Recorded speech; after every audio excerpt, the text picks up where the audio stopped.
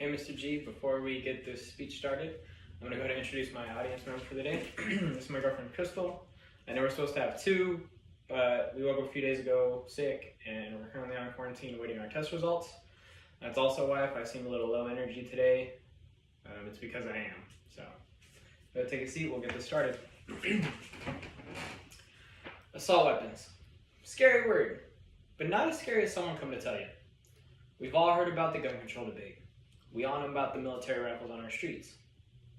How well do we know the numbers though? I've been around many assault weapons in my life, and I'm very familiar with them and the laws governing them. The more you're around something, the more you become comfortable with it. I've come to understand that an assault weapon is just another tool created by man. I do not believe that banning assault weapons will drive down violent crime rates and homicide rates, creating this magical shield around society, protecting us from criminals. I believe that these problems we face are much deeper than a simple ban, and I'd like to show you all why. We've had an assault weapons ban before. It showed to not greatly influence a reduction in firearm homicides or violent crime. In addition, you have to look at the actual breakdown of numbers and policies as blanket statements, and laws do not work as effectively as they sound. I'd now like to share how America has had an assault weapons ban before and some of its effects. The U.S. implemented an assault weapons ban from 1994 to 2004. The RAND Corporation, a think tank funded by the U.S. government to look at past and future policies and the effects on them, did extensive research on gun policy effectiveness and found the effects of an assault weapons ban to be inconclusive. In this research, they were comparing the assault weapons ban relevant to actual firearm homicides and mass shootings, of which both were inconclusive. They could only find limited evidence that the only effect was the increase of firearms prices during the ban. Using FBI statistics, we look at the numbers from 2017, which is a year with one of the highest gun homicides, with approximately 14,500 people killed with firearms. 64% of those homicides were committed with handguns. Now, what was the percentage with assault weapons?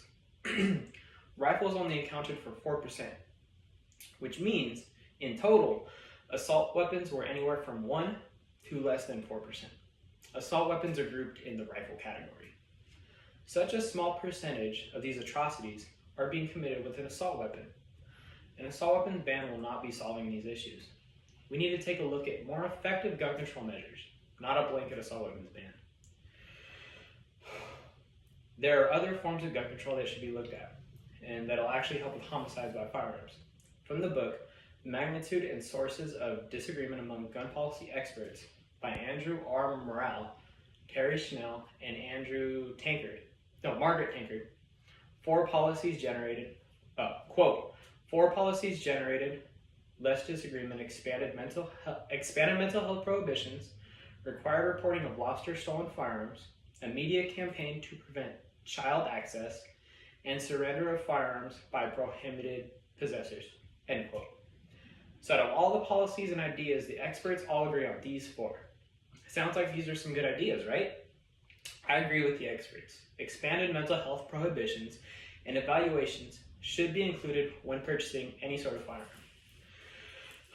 The journal article, A Critical Synthesis of Research Evidence on the Effects of Gun Policies in the United States by Andrew Morrell.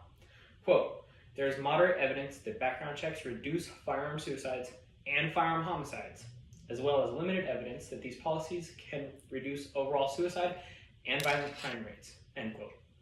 This article was compiled into the RAND Corporation's review, but it showed that there is evidence linking background checks with successful reduction to firearm homicides, unlike an assault weapons ban.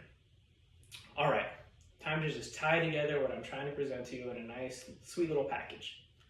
An assault weapons ban does little to curb firearm homicides and gun violence. The previous federal assault weapons ban was found inconclusive to lowering firearm homicides. There are other forms of gun control, such as background checks and mental health evaluations that should be focused on. Don't always believe the scary buzzwords people use like assault weapons. Look at the data and the words of experts. Thank you.